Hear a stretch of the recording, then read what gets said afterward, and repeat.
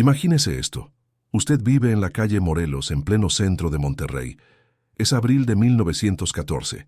Escucha a lo lejos un sonido que no había oído nunca en su vida de esa forma. Cañonazos. No uno, no dos. Vienen desde el Cerro del Topo Chico y cada estallido hace temblar los vidrios de su casa.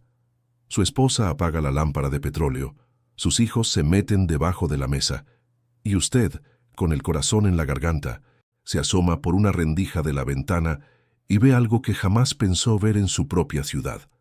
Hombres colgados de los postes del telégrafo, ahí, a media calle, con las banquetas manchadas de sangre y el olor a pólvora metido hasta en la ropa tendida en el patio.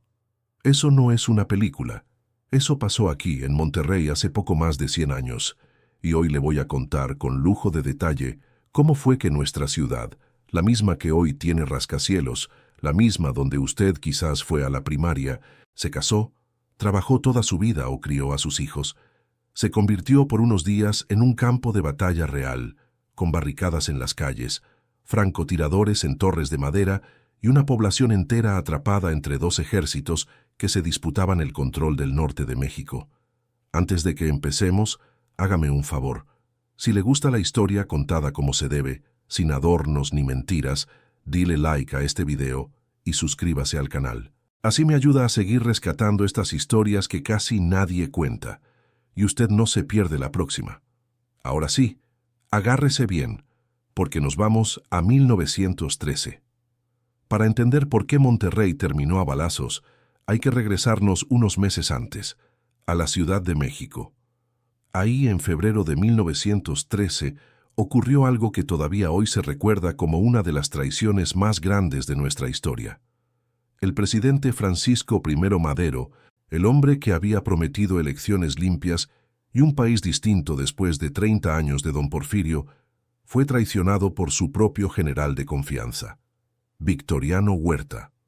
Huerta se alió con militares golpistas y con el embajador de Estados Unidos para tomar el poder por la fuerza. En unos días que la historia bautizó como la Decena Trágica, apresó a Madero en el propio Palacio Nacional. Apresó también al vicepresidente José María Pino Suárez, y 3 días después, sin juicio, sin explicación, mandó asesinarlos a los dos. Así, sin más, un militar se convirtió en presidente de México a punta de traición y sangre. Piense por un momento en lo que eso significó para un país que apenas empezaba a soñar con algo distinto.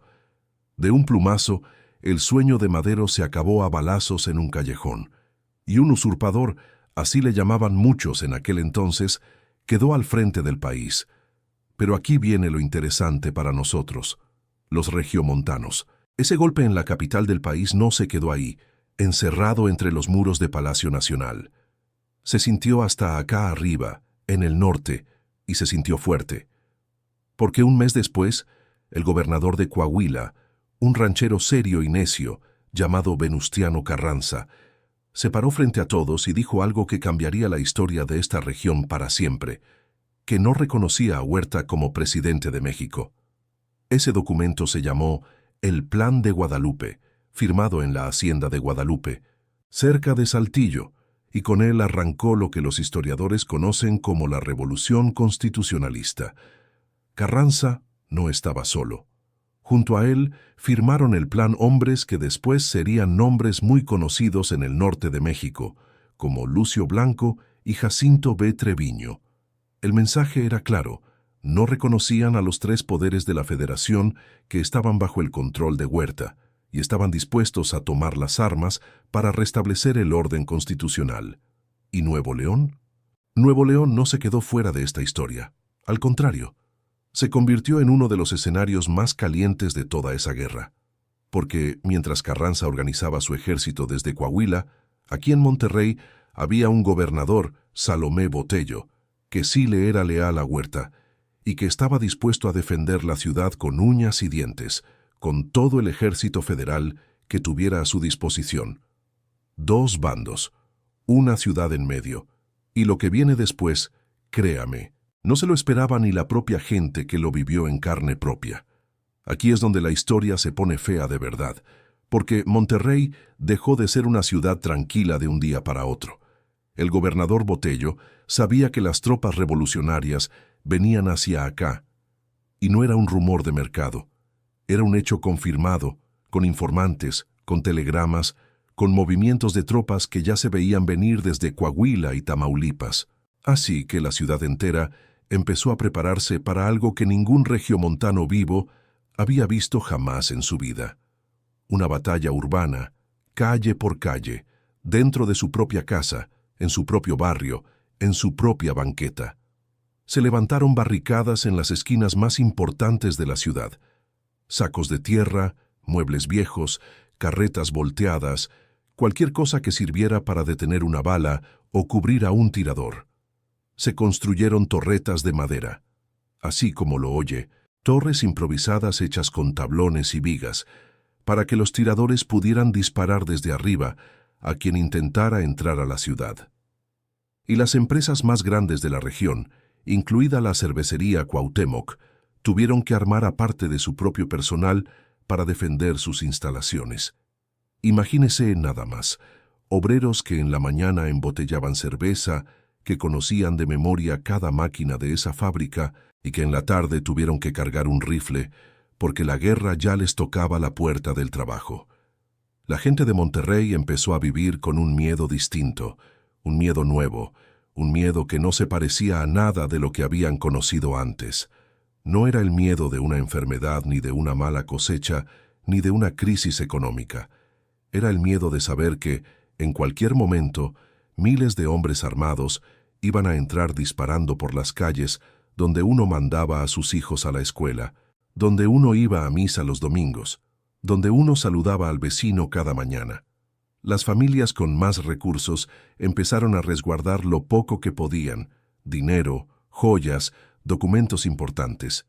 Las tiendas de abarrotes vieron cómo la gente compraba de más, previendo que en cualquier momento el abasto se iba a cortar. Y en las iglesias, los sacerdotes pedían a sus feligreses que rezaran, porque nadie sabía con certeza qué tan cerca estaba la guerra de tocarles la puerta de su propia casa.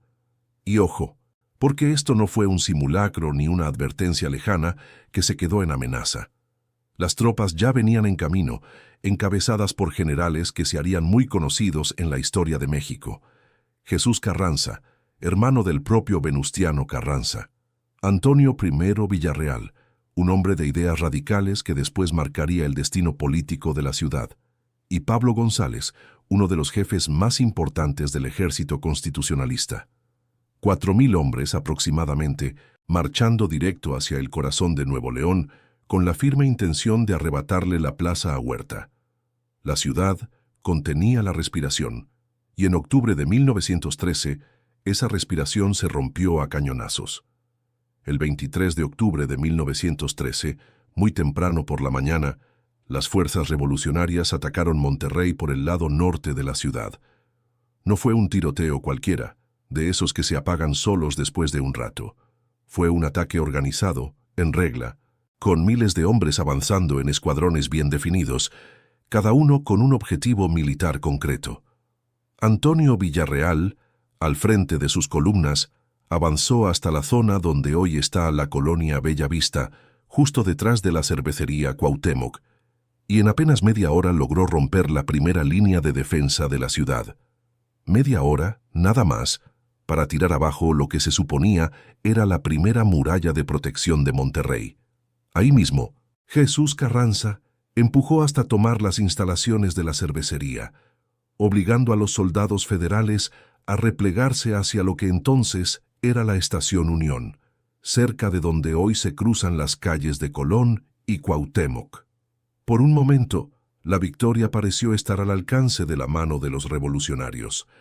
Ganaron terreno en la Loma del Obispado, ese mismo cerro que hoy conocemos como un mirador turístico y que entonces era una posición militar estratégica de vida o muerte.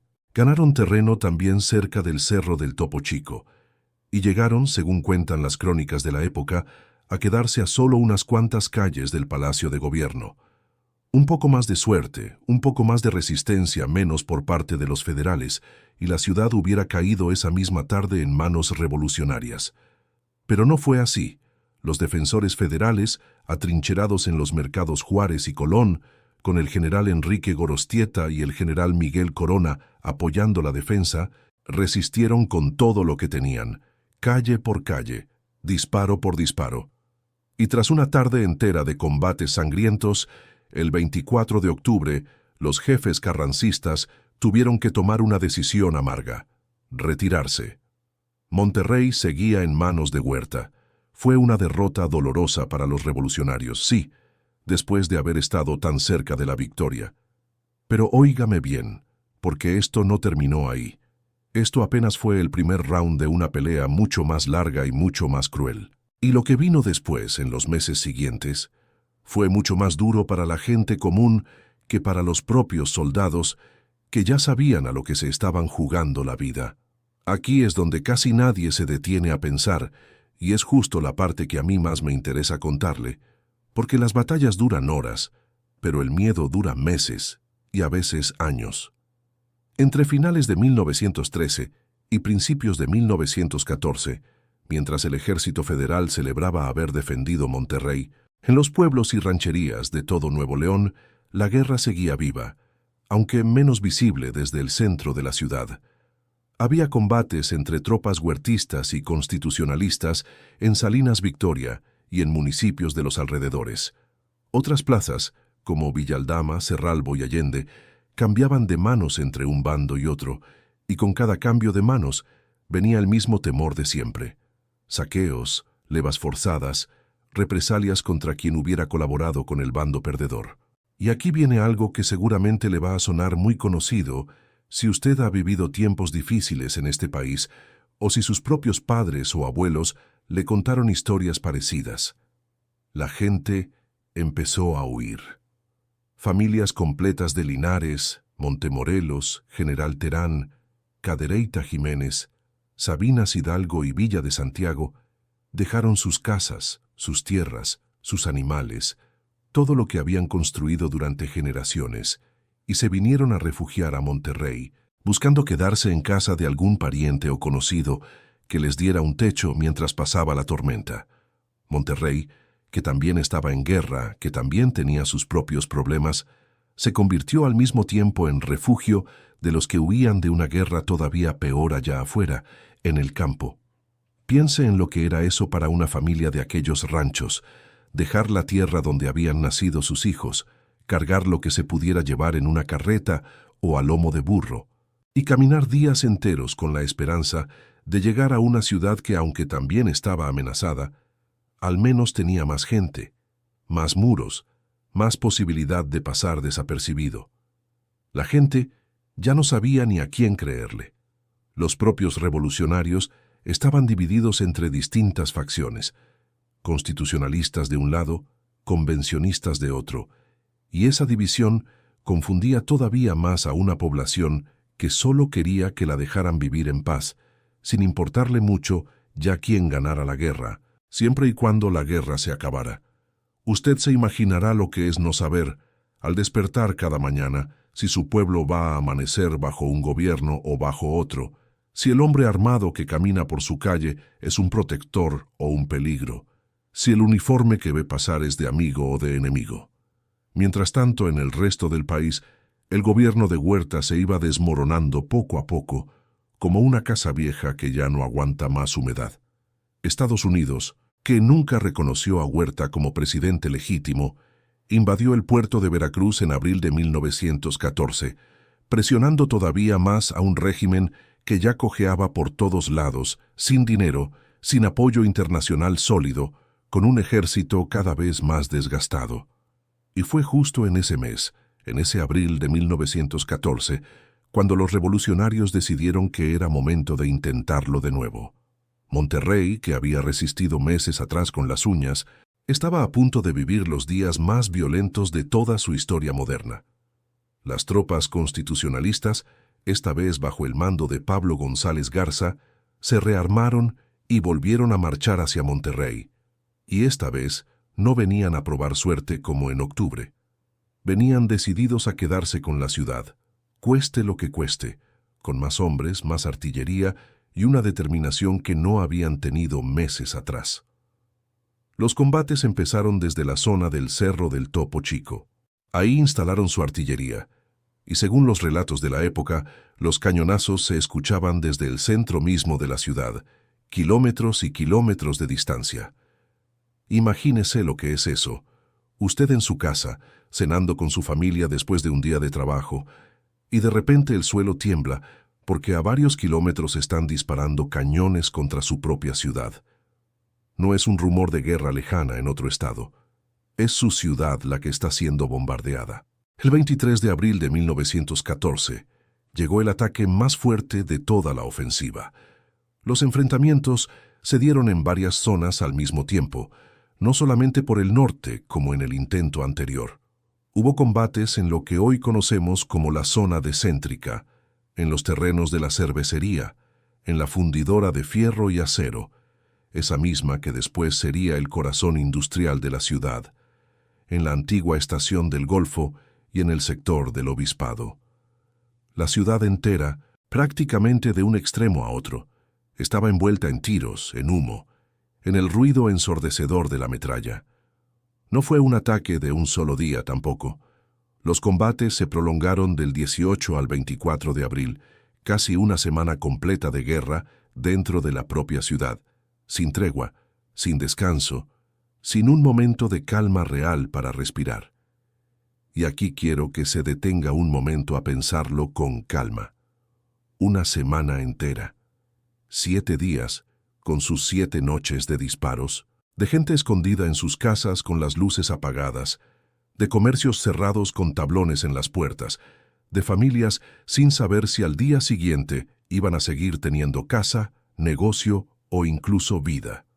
Los niños de aquella época, los mismos que después serían los abuelos de muchos de nosotros, crecieron escuchando el ruido de los disparos como quien escucha la lluvia. Las mujeres tuvieron que administrar el poco alimento que quedaba en casa, racionando la comida sin saber cuánto más iba a durar el sitio. Y los hombres que no cargaban un arma simplemente esperaban encerrados, rezando para que la bala perdida no encontrara su ventana. El 24 de abril, finalmente, las tropas federales tomaron la decisión de retirarse de la ciudad. Monterrey, después de 2 intentos, después de meses de tensión y de una semana entera de combates directos, caía en manos de los constitucionalistas. Pero la victoria, como muchas veces pasa en la guerra, vino acompañada de escenas que la ciudad tardaría años en olvidar. Aquí llegamos a la parte más dura de esta historia, la parte que le mencioné al principio del video. Cuando los combates terminaron y la ciudad quedó en manos de los revolucionarios, empezó una etapa de represalias que muchos historiadores describen con una frase que se quedó grabada en la memoria regional: días de sangre y metralla.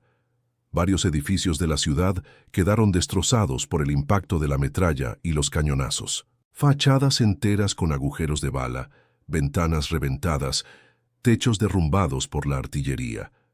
Pero lo más impactante, lo que de verdad marcó a la población durante generaciones, fue lo que pasó con los prisioneros. Los soldados huertistas capturados fueron colgados de los postes del servicio telegráfico, a plena luz del día, en plena calle, para que toda la ciudad lo viera, para que sirviera de advertencia, para que nadie olvidara quién había ganado esa batalla. Y no se equivoque pensando que esto es una exageración de novela o un dato inflado con el paso de los años. Son los propios historiadores especializados en la revolución en Nuevo León quienes lo documentan así, con nombres, con fechas, con testimonios de la época. Balaceras en plena calle, cuerpos colgados como advertencia pública, cadáveres quemados en pilas porque ya no alcanzaba el tiempo ni la mano de obra para enterrarlos con dignidad, uno por uno, como merecía cualquier ser humano. Eso fue Monterrey, la misma ciudad donde hoy usted quizás toma un café en el centro un domingo cualquiera, en aquel abril violento de 1914. Una parte importante de la población, con toda razón, decidió huir de la ciudad por miedo al nuevo gobierno que se instalaba. No sabían qué esperar de los vencedores. No sabían si serían señalados como colaboradores del régimen anterior por el simple hecho de haber trabajado para el gobierno de Botello, de haber vendido mercancía a los soldados federales, o de haber sido vistos conversando con la persona equivocada en el momento equivocado. No sabían si su negocio, su casa o su propia vida corrían peligro bajo el nuevo mando. El miedo, otra vez, se convertía en el sentimiento que más se repetía entre la gente común, ese miedo que no distingue entre bandos y que solo quiere sobrevivir un día más. Muchos comerciantes del centro cerraron sus puertas por semanas, esperando a ver qué tan estable resultaba el nuevo gobierno antes de arriesgar su mercancía otra vez en el mostrador. Otros, más desconfiados todavía, optaron por irse hacia Texas, cruzando la frontera con lo poco que pudieron cargar, engrosando las filas de miles de mexicanos que en esos años buscaron refugio del otro lado del río Bravo. Pero la ciudad, como siempre ha sido Monterrey, se tuvo que reponer, aunque fuera a fuerza. Y lo que vino después cambió para siempre la manera en la que se vivía aquí. Con la victoria constitucionalista, Monterrey entró a una nueva etapa, ya bajo el control de las fuerzas de Carranza, y como toda guerra que termina, esta también trajo consigo decisiones que sacudieron la vida diaria de la gente, más allá de las balas y de los cañonazos. Una de las primeras medidas fue de tipo económico, y fue dura para todos, sin importar de qué lado hubieran estado durante el conflicto. Este periodo resultó perjudicial para el Estado y para sus habitantes en términos financieros. El comercio, la industria, la vida cotidiana, todo se vio golpeado por meses de guerra, de bloqueos y de incertidumbre constante. Los precios subieron, el abasto se volvió irregular, y cualquier persona mayor que haya escuchado historias de sus abuelos sobre tiempos de escasez durante la Revolución, probablemente esté escuchando el eco de estos mismos días que le estoy contando ahora. Además, se decretó que la educación debía volverse completamente laica, lo que llevó al cierre de las escuelas religiosas de la ciudad. Para muchas familias regiomontanas, profundamente católicas, con generaciones enteras educadas bajo el amparo de la Iglesia, esto representó otro golpe más, otro cambio impuesto a la fuerza en medio de un momento ya de por sí muy difícil. Los niños que estudiaban en esos colegios tuvieron que buscar otras opciones, y muchas familias vieron con desconfianza a un gobierno que llegaba no solo con armas, sino también con ideas que chocaban de frente contra sus tradiciones más arraigadas. El gobierno de la ciudad quedó, entre 1914 y 1915, en manos de Antonio I. Villarreal, el mismo general que había encabezado los ataques contra Monterrey meses atrás. Y aquí viene un dato que sorprende a mucha gente cuando lo escucha por primera vez. Su gabinete estuvo compuesto por generales de ideas socialistas, comunistas y anarquistas, algo completamente nuevo, completamente extraño, para una ciudad tan tradicional, tan trabajadora y tan conservadora como la nuestra. Monterrey, que para entonces ya tenía cerca de 20,000 obreros trabajando en sus fábricas, en su cervecería, en su fundidora, se convirtió sin querer en un laboratorio de ideas políticas que nadie en esta tierra había imaginado siquiera unos años antes. Y la inestabilidad no terminó ahí, porque la guerra en México nunca fue de un solo capítulo. Esta situación se prolongó hasta enero del año siguiente, cuando llegaron a Monterrey las tropas villistas, provocando después la expulsión del ejército de Carranza de la ciudad. Es decir, la ciudad todavía tuvo que cambiar de manos otra vez. Todavía tuvo que aprender a vivir bajo un nuevo dueño más. Todavía tuvo que acostumbrarse a nuevas caras, nuevas órdenes y nuevas incertidumbres. Algo que a mí siempre me ha llamado la atención de esta historia es lo rápido que la gente de Monterrey se adaptaba a cada cambio de gobierno, casi como si ya hubiera desarrollado un instinto de supervivencia especial para tiempos de guerra. Y es que, si lo piensa bien, para 1915 esta ciudad ya había vivido 2 batallas campales dentro de sus propias calles. Había cambiado de gobierno más de una vez. Había visto entrar y salir a huertistas, carrancistas y villistas, cada uno con sus propias reglas, sus propios impuestos de guerra y sus propias formas de tratar a la población civil. Los comerciantes del centro aprendieron a leer las señales. Cuando se escuchaban rumores de tropas acercándose, cerraban temprano y escondían la mercancía más valiosa. Los dueños de las fábricas, como la cervecería Cuauhtémoc y la fundidora, tuvieron que negociar constantemente con quien fuera que estuviera al mando en ese momento, para poder seguir operando, para poder seguir pagando sueldos, para que miles de familias no se quedaran sin sustento en medio de la guerra. Los propios trabajadores, esos 20.000 obreros que mencionamos hace un momento, empezaron a organizarse de una manera distinta bajo el gobierno de Villarreal. Las ideas socialistas y anarquistas que trajo su gabinete encontraron en parte tierra fértil entre una clase obrera que llevaba años trabajando jornadas largas y duras en las fábricas regiomontanas. Aunque para muchas familias tradicionales esto sonaba a amenaza, para otros representó la primera vez que alguien desde el gobierno hablaba directamente de sus condiciones de trabajo. Y mientras tanto, en las casas de Monterrey, la vida seguía a como se podía. Las mujeres, muchas veces solas porque sus esposos habían sido reclutados por uno u otro bando, sostenían a la familia con lo que hubiera: costura, venta de comida en la calle, trabajo doméstico en las casas de las familias más pudientes que todavía tenían recursos.